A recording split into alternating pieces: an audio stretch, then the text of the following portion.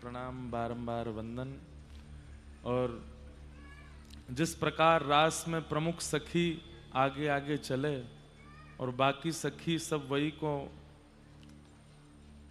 अवलोकन करते भये वही के आश्रय में रास में प्रवेश करें, ऐसे ही आज ये जो शरद उत्सव प्रारंभ हो रहा है उसमें प्रधान प्रमुख सखी की भूमिका पूज्य गुरुदेव भगवान पूज्य महाराज जी निभा रहे हैं। हम आप सब लोग तो इनके पीछे पीछे चल रहे हैं और रास के भाव में प्रवेश कर रहे हैं। लाला के बाबा की, बाबा के लाला की, लाला बाबा दोनों की, लाला की मैया की, मैया के लाला की, लाला मैया दोनों की, लाडली के लाल की, लाल की लाडली की, लाडली लाल दोनों की। जय जय श्री राम, जय जय श्री राम, जय जय श्री राम। निताय गौर हरि, कुंज बिहारी, कुंज बिहारी, कुंज बिहारी। ठाकुर जी की महती कृपा से परम आनंद और परम सुख के साथ श्री गिरिराज जी की पावन तलहटी में हम आप सब लोग सुंदर शरद पूर्णिमा रसोत्सव मनाने के लिए यहाँ एकत्रित हुए हैं। ये हमारा परम सौभाग्य है, परम आनंद की बात है। गिरिराज जी की शरण में, गिरिराज जी की तलहटी में आनो बिना प्रियालाल जी की कृपा के संभव नहीं है। बंधुओं, वृंदावन आप स्वयं की इच्छा से जा सकते हैं, कृपा तो उसमें भी श्री जी की आवश्यक है। सब लोग ध्यान से सुनिए। वृंदावन श्री जी की कृपा से प्रारंभ होवे, बरसानो भी श्री जी की कृपा से प्रारंभ होवे। समस्त 84 कोस के व्रजमंडल में कहीं भी प्रवेश बिना श्री जी की कृपा के ना है सके। पर गिरिराज जी को की तो सर्व विदित और सर्व ज्ञात एक बात है कि गिरिराज जी तो ठाकुर जी हाथ पकड़ के लेके आए। ब्रजवासी को गिरिराज जी कौन लेके आए? स्वयं श्याम सुंदर लेकर के आए हैं। और बाकी सब ब्रजवासी तो बैलगाड़ी में आ रहे हैं, 56 भोग लेकर के आ रहे हैं, नाचते कूदते गाते आ रहे हैं। ठाकुर जी तो आगे चलते भये आ रहे हैं। श्री गिरिराज जी की शरण में ठाकुर जी लावे के काजे ब्रजवासी से लड़ लिए हैं। इनकी शरण में चलो, इनको वंदन करो, इनको पूजो, ये हैं सांचे देवता, ये हैं सांचे जय जय, इनके पास चलो। श्री जी बड़ी करुणामयी हैं, ब्रज में प्रवेश करावे। पर ब्रज में आवे वारे को गिरिराज जी की शरण। हमारे लाल जी के बारे में एक बात बड़ी प्रसिद्ध है कि करुणामयी हैं किशोरी जी। ठाकुर जी ने करुणामय कम हैं तो बहुत वो भी, पर ठाकुर जी थोड़ो देर सो कृपा करें नेक। बहुत ध्यान से सुनियो, आवाज आ रही है हमारी? ठाकुर जी हमारे, किशोरी जी हमारी करुणामयी हैं, पर ठाकुर जी हमारे करुणामयी तो हैं लेकिन नेक देर ते कृपा करें। बहुत सावधानी से सुनने वाली बात है। मन में चंग आई है हमारे कह रहा हूं कि सब जगह तो 84 कोस में श्री जी अनुग्रह करके भेज दे में, पर ब्रज में कहीं भी आवे के बाद में श्री गिरिराज जी की शरण तो ठाकुर जी की कृपा से प्राप्त हो गए। किशोरी जी तो सहज में कृपा कर दें, ठाकुर जी सहज में ना करें, पर गिरिराज जी की प्राप्ति या को मतलब है ठाकुर जी की कृपा। ठाकुर जी अनुग्रह कर रहे हैं, लाल जी कृपा कर रहे हैं। ऐसे श्री गिरिराज जी में हम आप सब लोग रसिकों के सर्वोत्तम सर्वश्रेष्ठ महोत्सव को मनाने के लिए उपस्थित हुए हैं। विचार करो, कोई पे श्री जी की कृपा भई है, कोई पे ठाकुर जी की कृपा भई है, कोई पे ललिता जी की कृपा भई है, कोई पे विशाखा जी की कृपा भई है, कोई पे इंदुलेखा जी की कृपा भई है, कोई पे सुदेवी जी की, कोई पे तुंग विद्या जी की। परंतु एक तो गिरिराज जी और गिरिराज जी भी शरद पूर्णिमा पे, या को मतलब तो ये है कि श्री यमुना जी से लेकर के और महाराज जितने भी सहचरी हैं, जितनी भी सखी हैं, जितने भी अनुचर हैं, जितनी भी मंजरी हैं, प्रिया प्रियतम सहित सबन की कृपा भई है, तब ये उत्सव प्राप्त भयो है। जैसे हर उत्सव में बढ़ा चढ़ा के बात बोली जाती है, ऐसे ही आपने इस बात को भी समझ लिया होगा कि बढ़ा चढ़ा के बोल रहे हैं महाराज जी, लेकिन हमारी बात को आप पूर्ण विश्वास मान लो।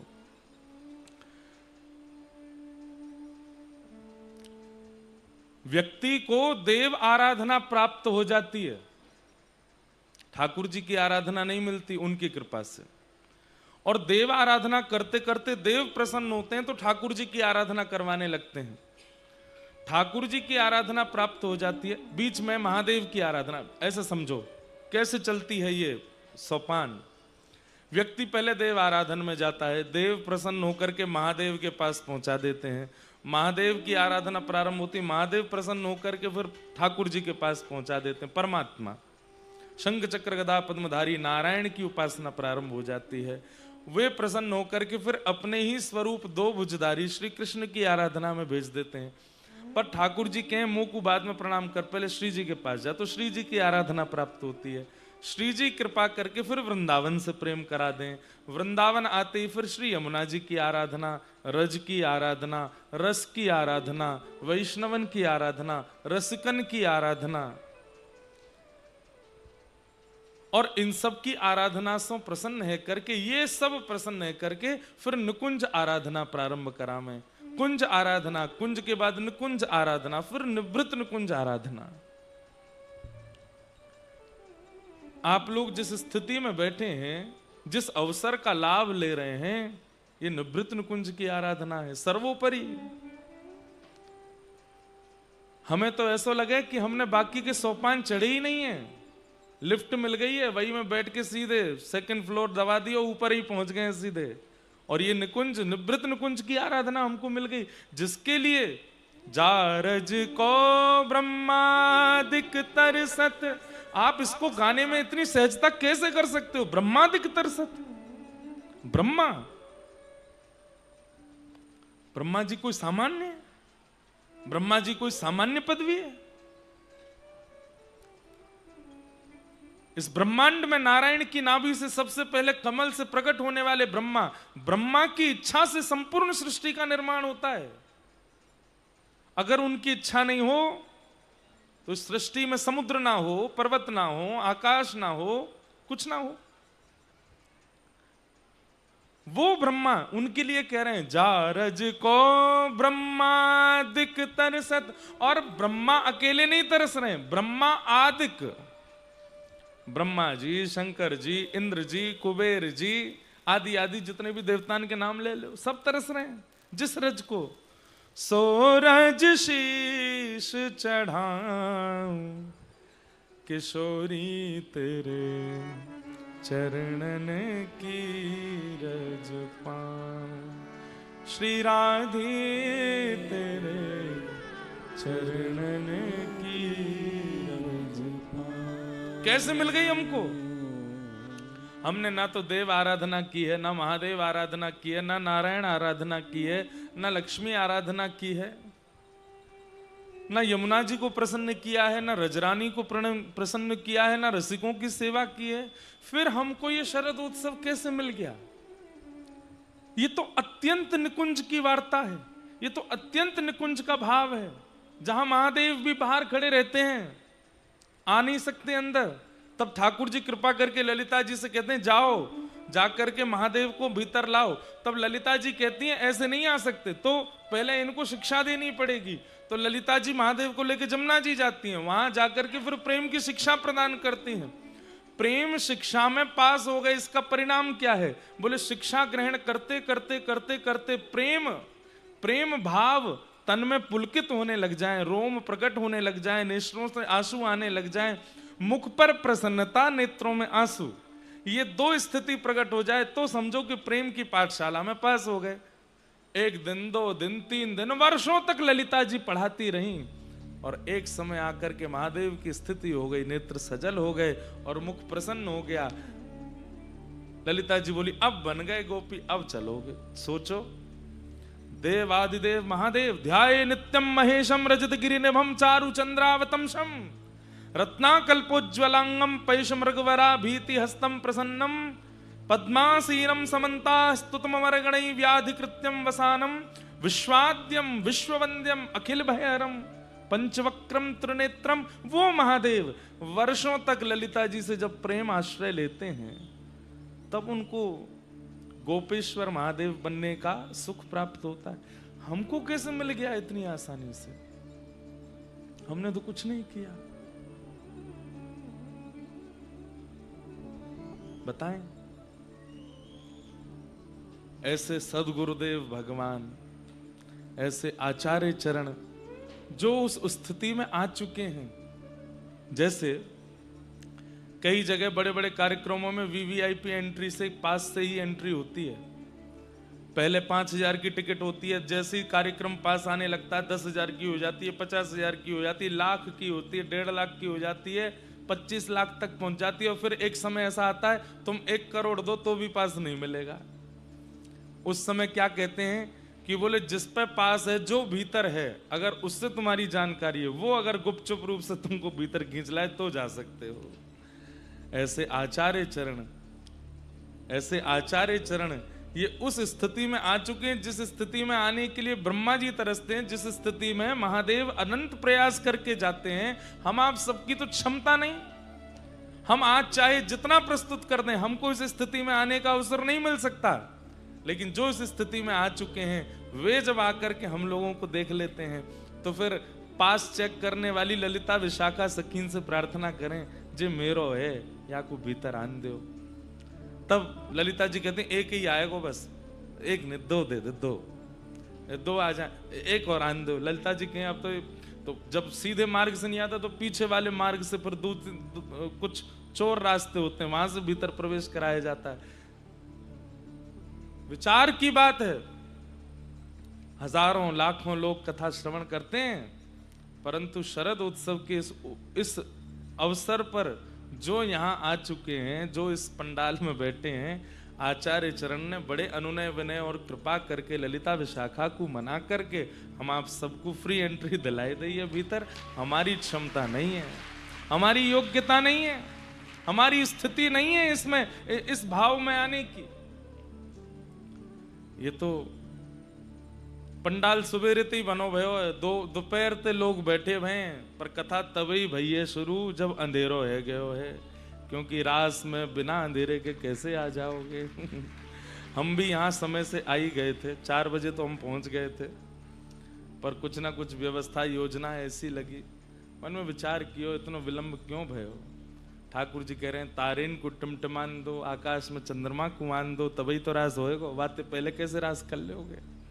तो ये जितने छोटे छोटे लगे तारे टिमटिमा रहे हैं सामने, और ये चंद्रमा तो यही हैं, चंद्रमा चमक रहे हैं, वाक्य बाद ही रास में आए हैं। और फिर सुनो, खूब बाहर की बात कर लें, लेकिन कथा बैठते ही प्रारंभ हो गई है। जैसे ही आचार्य चरण आए हैं, आकर के जैसे ही विराजमान भए, सीधे निकुंज में प्रवेश, कोई बाहर की भूमिका नहीं।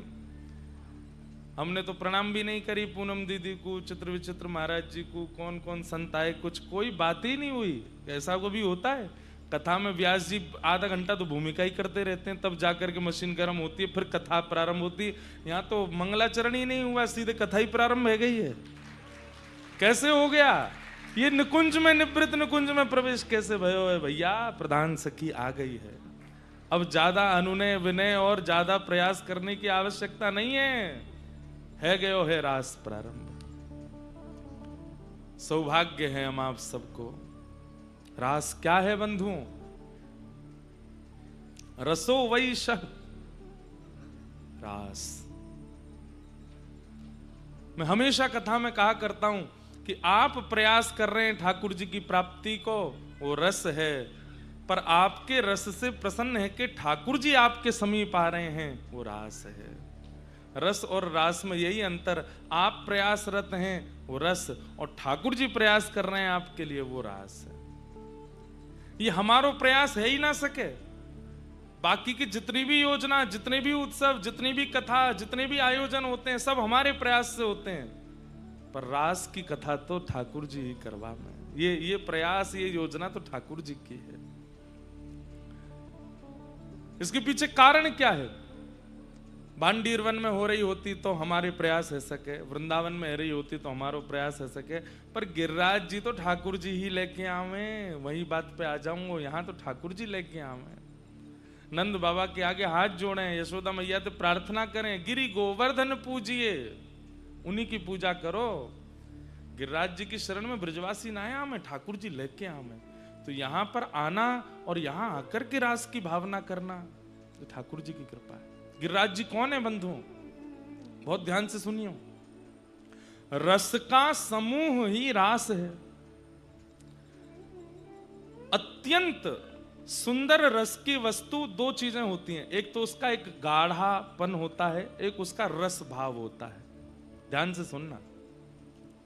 जैसे अमरस होता है या खीर होती है, कोई भी रस की वस्तु होती है, अगर केवल पतली पतली है तो इसका मतलब है कि वो इतनी स्वादिष्ट नहीं है, उसमें थोड़ा गाढ़ापन भी है, थोड़ा उसमें एक गरिष्ठ भाव भी है। गरिष्ठ शब्द कहने में अनुचित हो सकता है। गरिष्ठ का मतलब है उसके अंदर एक मूल तत्व भी है जिसको व्यक्ति पिएगा नहीं, जब मुख में आएगा तो थोड़ा चबाना भी पड़ेगा।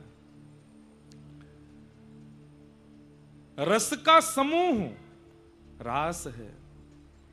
उसी रास का जो पेय भाव है, जो जल भाव है, वो श्री यमुना जी हैं, और जो गाढ़ा भाव है वो गिरिराज जी हैं, वो श्री गोवर्धन नाथ है।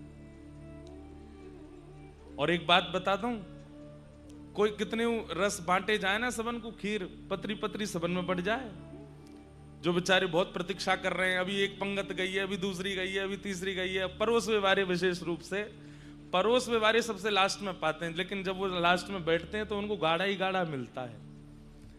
रस तो बहुत अन्य मिल गए होगो, लेकिन गाढ़ो रस जो रास को गिरिराज जी को स्वरूप है वो हमको ही मिल रहा है। हम जितने बैठे हैं हम सब उनको प्राप्त है।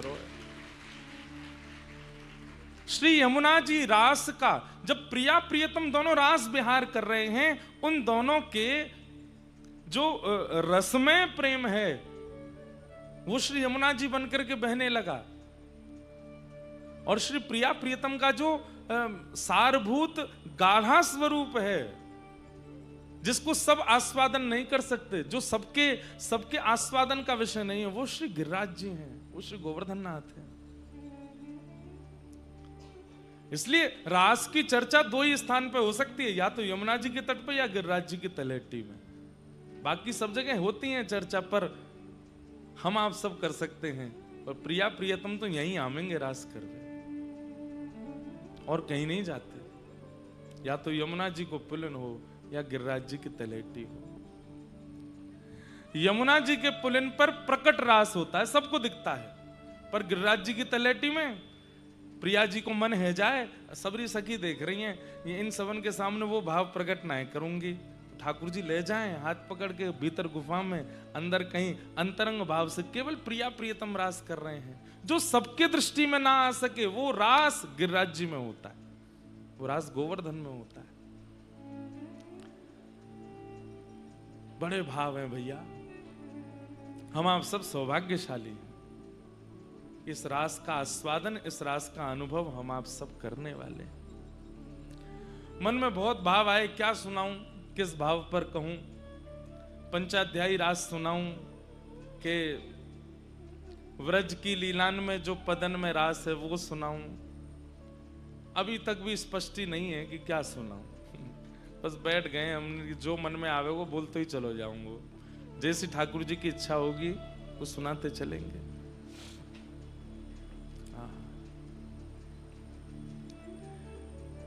ऐसी पावन गिरिराज जी की तलहटी है। और श्री सूरदास जी ठाकुर जी के रूप भाव को वर्णन कर रहे हैं। अभी चंडीगढ़ में कथा थी तो वहां मन में भाव आया कि चतुर्भुज दास जी बहुत सुंदर भाव गाते हैं, जिसे गोप गीत कहते हैं। जैसे गोपी गीत है, ऐसे ही श्री चतुर्भुज दास जी को गोप गीत है जो कलिकाल में गायो। जैसे गोपी गीत को ठाकुर जी ने वरदान दिया है, ऐसे ही गोप गीत को भी वरदान दिया है। और गोप गीत का वरदान हमको मिला है। जो इस गोप गीत को गाएगा ठाकुर जी उसको मिलेंगे, ऐसा ठाकुर जी ने वचन दिया है। और इसी गोप गीत को गाने के भाव से हमको वरदान सिद्धि हुई और प्यारे गिरधर लाल जी प्राप्त हुए इसी गोप गीत से। तो मन में भाव है कि इसी गोप गीत की व्याख्या, और इसी गोप गीत की व्याख्या में अष्टयाम लीला, और अष्टयाम लीला में अष्ट सखियों के भाव, इन सब भावों को मतलब गड्ढ की सब्जी पवाएंगे आपको प्रेम से पहियो। गड्ढ की सब्जी बनती है तो ना तो कड़ी कोई इच्छा हुए, ना दाल की इच्छा हुए, और कछु की जरूरत ना है, सब गड्ढ है, एक ही है गो है, वही ते पूड़ी पाओ पेट भर लो। तो इस बार गड्ढ की सब्जी पवाएंगे। यही गोप गीत हमारा प्रधान होगा। गोपी गीत या गोप गीत, गोपी गीत संस्कृत में है, उसी की व्याख्या गोप गीत है। कौन सा गोप गीत? अब नहीं गाएंगे तो कब गाएंगे? यहां नहीं गाएंगे तो कहां गाएंगे? गोवर्धन वासी सांवरे, गोवर्धन वासी सांवरे, गोवर्धन वासी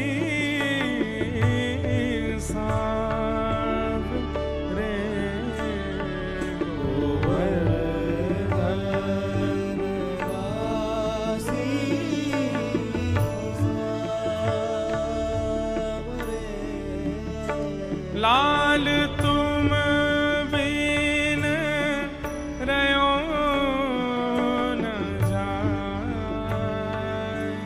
ओ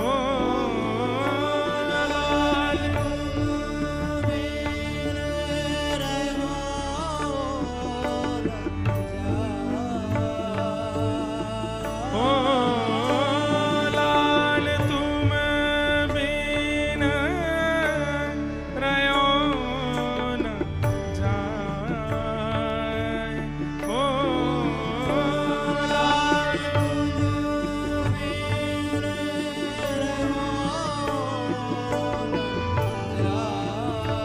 तुम बिन रयो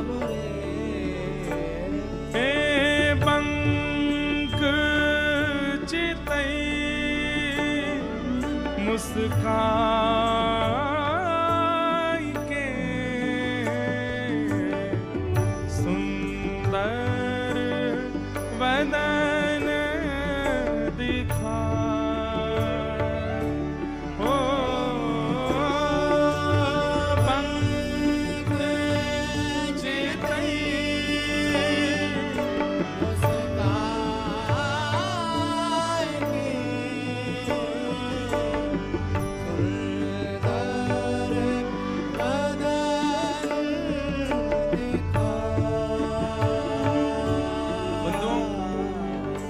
के बात सुनेंगे हमारी। अब इसी की व्याख्या ही चलेगी। 2 दिना तक गोप गीत गाओ ताकि शरद पूर्णिमा वाले दिन ठाकुर जी प्रकट हो जाएं, फिर रास बिहार होगा। बंक चितई मुस्काए के सुंदर वदन दिखाए, लोचन तड़पे मीन जो जुग भरी धरी बिहार। कैसे हैं ठाकुर जी? बंक चितई। अब इसके 2 भाव हैं। एक तो ठाकुर जी बांके हैं, टेढ़े हैं।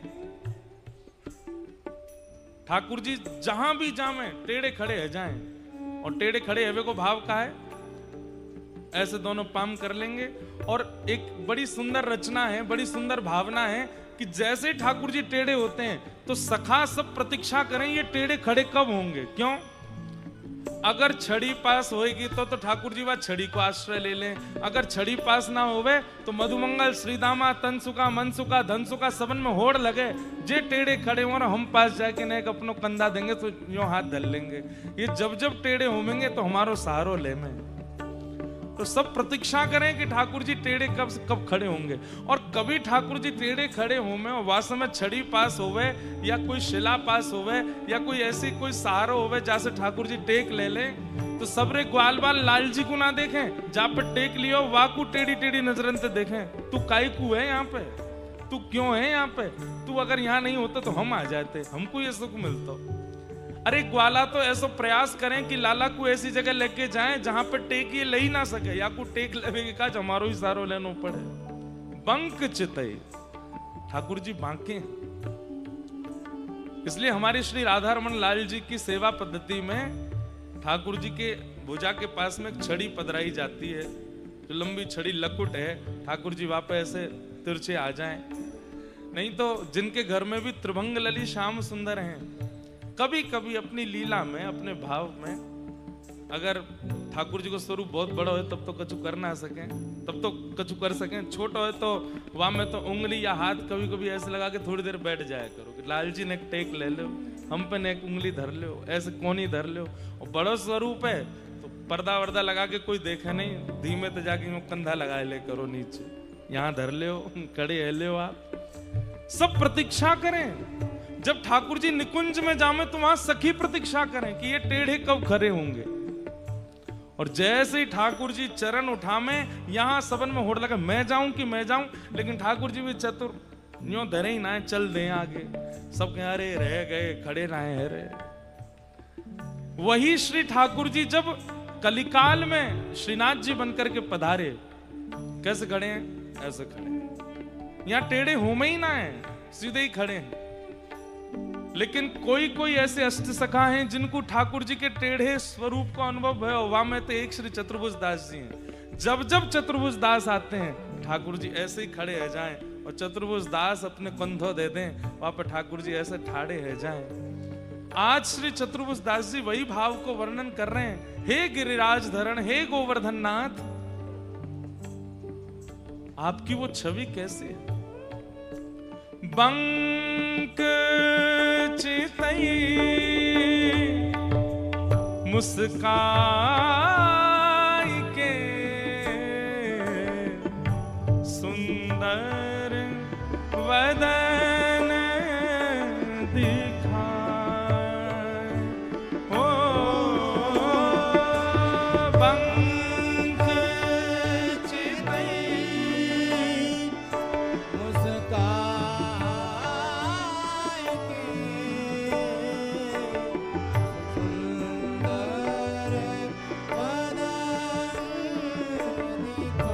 बात और है, व्यक्ति चिंता में होगा, व्यक्ति किसी और भाव में होगा, सीधा ही खड़ा होगा। लेकिन जब अत्यंत प्रेमी कोई मिलता है या अत्यंत भाव की या रस की बात हो, तभी टेढ़ो खड़ो होवे, तभी दीवार की टेक लेगो या जैसे भी खड़े हो। ठाकुर जी सदा ऐसे ही रहते हैं। इसका मतलब वो आपसे और कुछ सुनना ही नहीं चाहते हैं, केवल आप उनसे प्रेम की चर्चा करो। वो अपनी छवि बना करके ये आपको प्रस्तुत कर रहे हैं कि भाई सीरियस बात तो हम तभी सुनेंगे जब सीधे खड़े हो। टेढ़े खड़े हैं तो काहे को सीरियस बात करे, भाव की बात कर, प्रेम की बात कर, रस की बात कर। हमारे सूरदास जी एक पद गाते हैं और उस पद में श्री सूरदास जी कहते हैं, चरण कमल बंदौ हरि राय। चरण कमल बंदौ हरि राय। याद कर लियो, अभी गाऊंगा थोड़ी देर में यह पद को। हरि सब हैं, पर श्री कृष्ण हरि राय हैं। श्री कृष्ण हरि राय हैं। राय को मतलब कहा है? राय को मतलब है राजा। हरि को मतलब कहा है हरण करवे वारो। चित्त को हरण करवे वारो, भाव को हरण करवे वारो, पीड़ा को हरण करवे वारो, प्रेम को हरण करवे वारो, माखन को हरण करवे वारो। ठाकुर जी के जितने भी स्वरूप हैं सब हरि हैं, पर श्री कृष्ण हरि राय हैं। आपका सब हरण कर सकते हैं प्रभु श्री राम। आपका सब हरण कर लेंगे नारायण, पर श्री कृष्ण हरिराय हैं। बोले मतलब हरण करने वालों के भी अग्रगण्य हैं, इन्हें कछु करने की आवश्यकता नहीं है, ये केवल अपनी चितवन से ही आपका हरण कर लेंगे। चतुर्भुज दास जी कहते हैं एक तो टेढ़े और ऊपर से मुस्काते भी टेढ़े हैं, पूरे नहीं। बंक चुतई मुस्काए के, आधे से मुस्कामे, पूरे नए मुस्कामे। चतुर्भुज दास जी कह रहे हैं बहुत बड़ी कृपा, आधे ही मुस्काओ, पूरे मुस्काए जाओगे तो प्राण निकल जाएंगे हमारे। आधे में तो बाबरे कर रखे हैं, पूरा मुस्काए दियो तो का होएगो लाला। हमारे श्री राधा रमण जी की कितनी कृपा, 2 दांत दिखावे, 4 दिखावे, 5 दिखावे, पूरे नहीं दिखावे। जादना पूरे दिख गए तो का होएगो, जितने ने देखे सब रे वही प्राण सबन को हरण है जाए।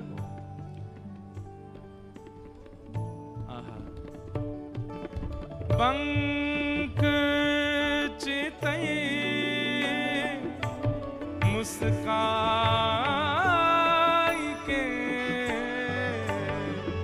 सुंदर बदन दिखाए। ओ पंक चितई मुस्काई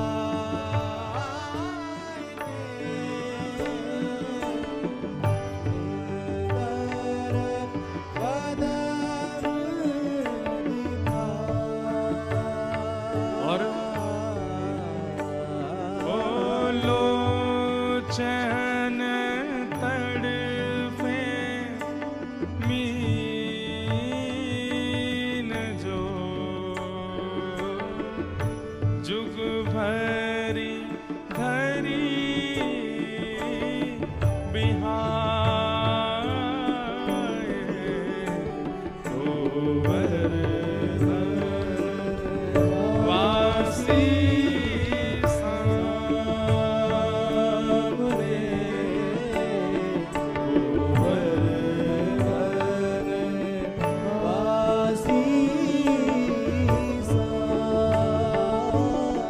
हमारे नेत्र, हमारे लोचन क्या है? बोले तड़फे मीन जो, ये मछली है, ये नेत्र रूपी मछली है और श्री कृष्ण श्याम सरोवर है। इन मछलीन को आप और कहीं ले जाओगे ये प्राण त्याग देंगी। आज तक कई लोग अपने नेत्र रूपी मछलीन को ना जाने कैसे कैसे भावन में ले जा रहे हैं। अरे मछली को दूध में डाल दोगे, दूध भले ही बहुमूल्य है पर प्राण त्याग देगी मछली। मछली को अमरस में डाल दोगे प्राण त्याग देगी। मछली को और कोई रस प्रदान करोगे वो तो प्राण त्याग देगी। इन नेत्र रूपी मछलीन के काजे तो नील सरोवर चाहिए और वो नील सरोवर केवल श्याम सुंदर है। लोचन तड़फे मीन जो, जुग भरी धरी बिहाय। अरे भैया श्री राधा रमण रूपी नील सरोवर, राधा वल्लभ रूपी नील सरोवर, बांके बिहारी रूपी नील सरोवर, श्रीनाथ रूपी नील सरोवर, ये नील सरोवर हैं। अपनी मछलीन को, नेत्र रूपी इन मत्स्य को इन नील सरोवर में रमण कराओ, ये सदा उन्हीं को देखते रहे।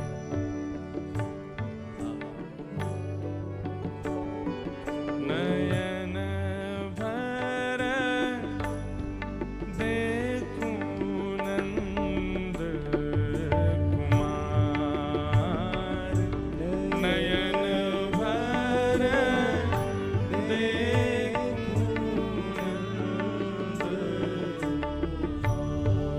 ओ नयन भर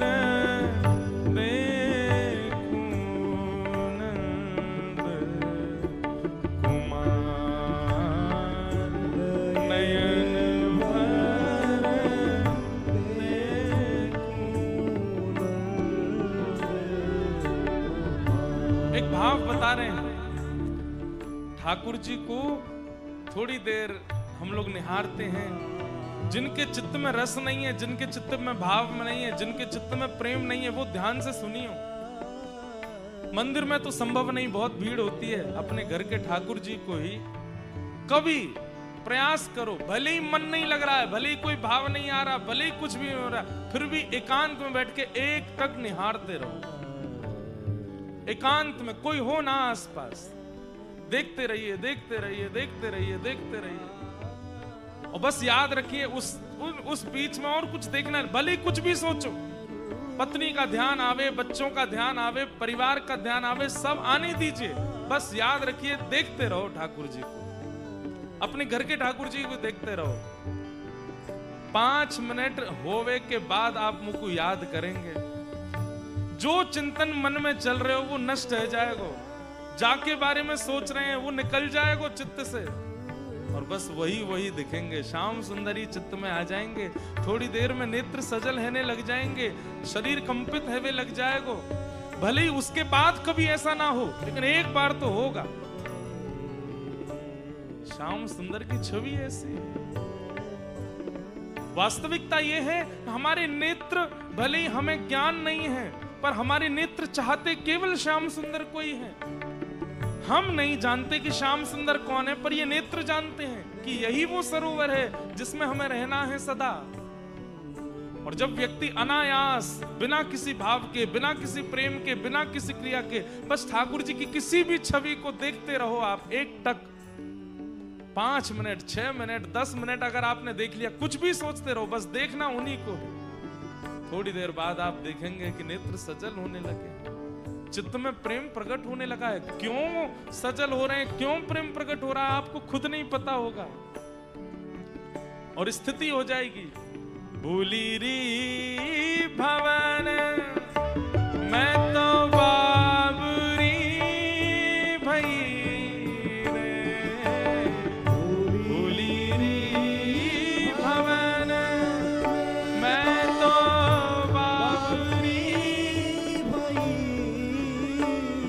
हाँ भूली री भवन मैं तो बाबरी भई रे,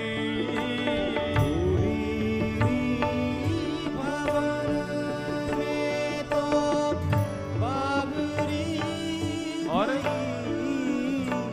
हाँ रोम रोम हूँ मैं तो कृष्ण मई रे, हाँ रोम रोम हूँ कृष्ण मई, हाँ रोम रोम हूँ कृष्णमयी रे,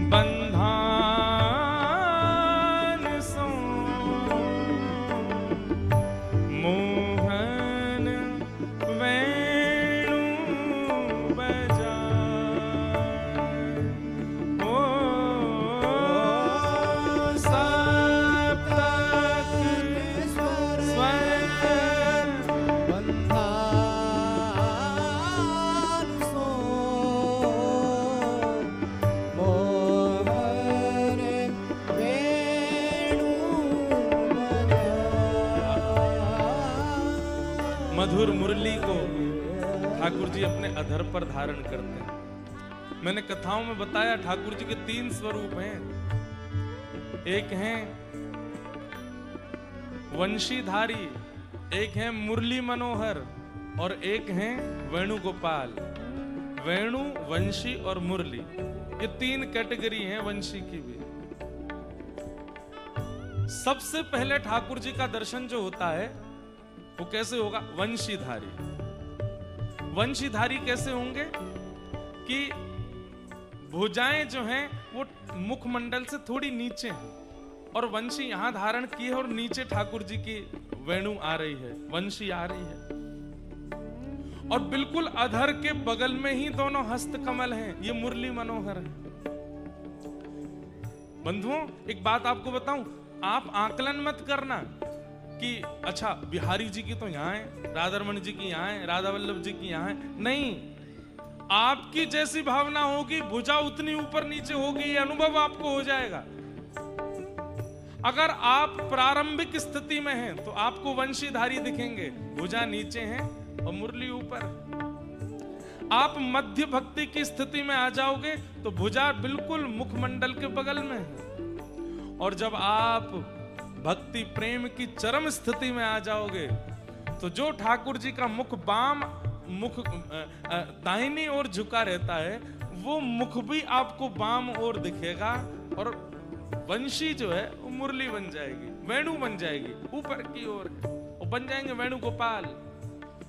मुरली मनोहर, वंशी मनोहर और वेणु गोपाल, ये 3 स्वरूप हैं ठाकुर जी के। सब ठाकुर जी वंशीधारी हैं, सब मुरली मनोहर हैं, सब वेणु गोपाल हैं। हमारी स्थिति पर निर्भर करता है कि ठाकुर जी कौन से बने। अपनी स्थिति परखने का यह भी एक भाव है।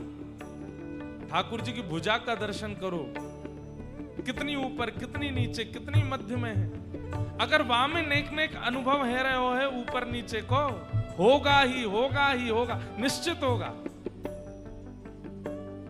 नीचे है तो अभी प्रारंभ है, मध्य में है तो अभी मध्यस्थ हो, और भुजा ऊपर है तो या को मतलब है अब प्रेम की स्थिति में पहुंच चुके।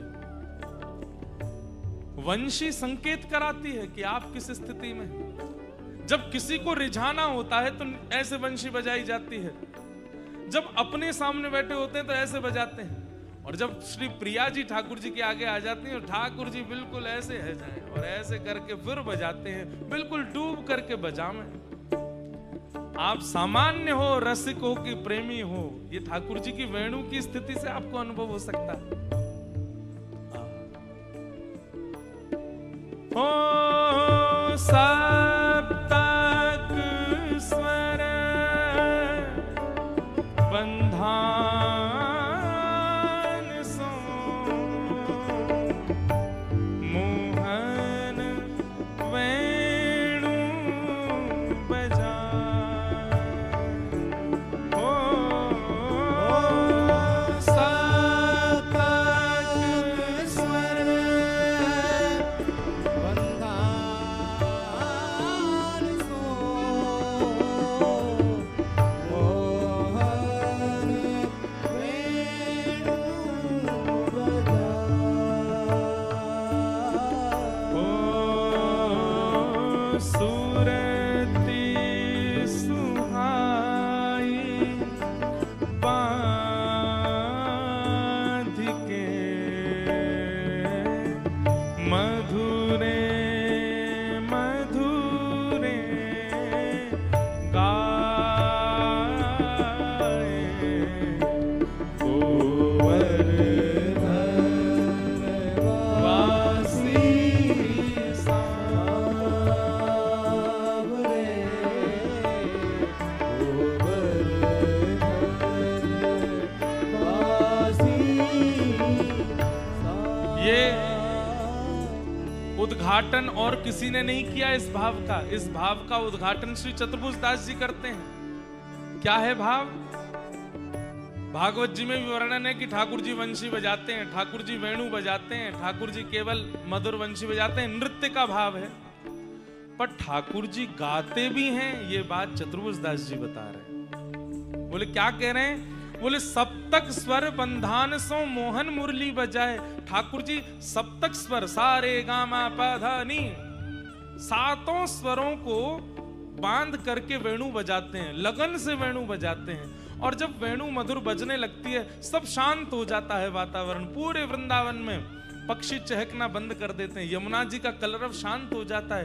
तेज व्यार बह करके जो पुष्पों से, वृक्षों से जो ध्वनि प्रकट हो रही थी वो भी शांत हो जाती है।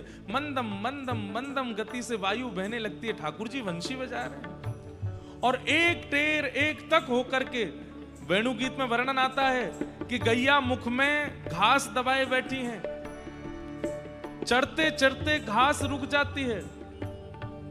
आप लोग मन में विचार करेंगे कि गैया तो चलो फिर भी जानकार है।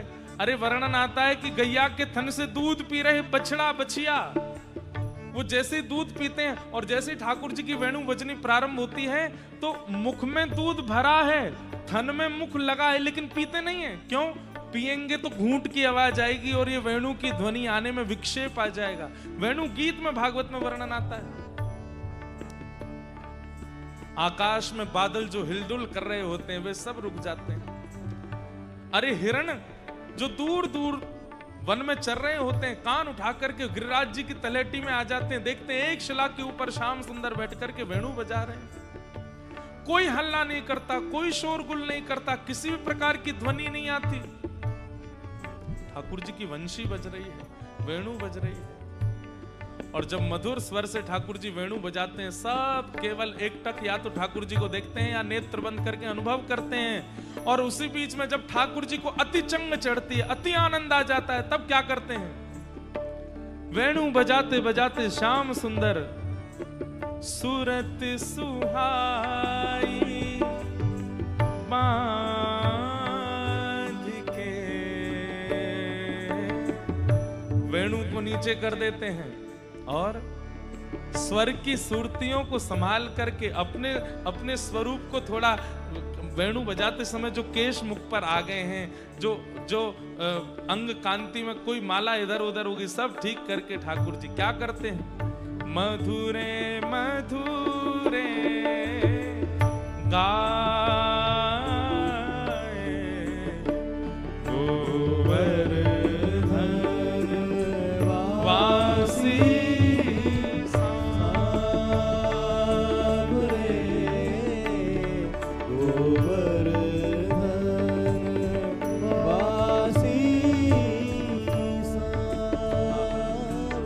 ठाकुर जी गायन करते हैं। वो बोले जब ठाकुर जी वंशी बजाते हैं तब तक तो सब लोग केवल सुनते हैं, लेकिन जैसे ही श्याम सुंदर गाना प्रारंभ करते हैं नेत्र सजल हो जाते हैं गोपियों के, गोप ग्वालों के। गिरिराज जी की शिलाएं पिघलने लग जाती हैं, यमुना जी स्थिर हो जाती हैं। अरे वृक्षों पर बैठे हुए पशु पक्षी सबके नेत्र, सबके केवल वह रस। अरे जब वंशी बजती है तो रस प्रकट होता है, लेकिन जब ठाकुर जी गाते हैं तो वो रस बहने लग जाता है। ऐसे ठाकुर जी के गायन। अष्ट सखाओं में एक सखा हुए श्री गोविंद दास, और गोविंद दास जी के चरित्र में आता है कि एक बार गुसाई जी के सामने बैठ करके श्री गोविंद दास गा रहे हैं और गाते गाते गाते कुछ गाते गाते बीच में रुक जाते हैं। गुसाई जी कहते हैं रुक क्यों गए? इतने में गोविंद दास इशारा करते हैं, ए लाला ने ढंग से गाओ, ने स्वर संभाल के गाओ, ने भाव से गाओ, ने कान बंद करके स्वर समझ के गाओ। फिर गाने लग जाते हैं। गुसाई जी कहते हैं ये कौन को समझाते हैं बीच में, इधर उधर तो कोई बैठा नहीं है। फिर गाने लग जाते हैं, गाते गाते फिर रुक जाते हैं, फिर रुके, लाला देखो बहुत उदम मचा रहे हो, ने भावते गाओ, अरे गानो आवे ने प्रेम से गाओ, ऐसे काहे को करो, ये स्वर गलत काहे को लगाओ। फिर गाने लगते हैं। गुसाई जी बोले ये किससे बात कर रहे हैं, यहाँ कोई बैठा तो है नहीं। तीसरी बार फिर रुके, ना माने को लाला तेरी शिकायत करूंगा मैं, हैं ऐसे गावे, स्वरन ने बिगाड़े, राग रागनी ने बिगाड़े। गुसाई जी बोले गोविंदास बहुत देर हो गई, मैं बहुत देर से देख रहा हूं, तो बीच बीच में गा के रुक जाए, जन कौन को समझाए, तेरे अगल बगल में कोई है तो है ना, कौन ते बात करे। गोविंदास धीरे से बोले लाला बैठो है, कन्हैया बैठो है यहाँ बगल में, और बगल में बैठ के ऐसे कान पे हाथ धर के टेर लगा रहा हूं मैं जैसे स्वर खींचूं मेरे पीछे स्वर खींचे, लेकिन बड़ा उद्यमी है, मैं स्वर खींचूं तो बीच में अपनो गरो हिलान लगे, सबरो स्वर बिगड़ जाए मेरो। वाकु समझा रहा हूं ना एक ढंग से का। गुसाई जी के नेत्र सजल हो गए, बोले सच में ठाकुर जी बैठे हैं? बोले हाँ जी बैठे हैं। आप कैसे बैठे हैं? बोले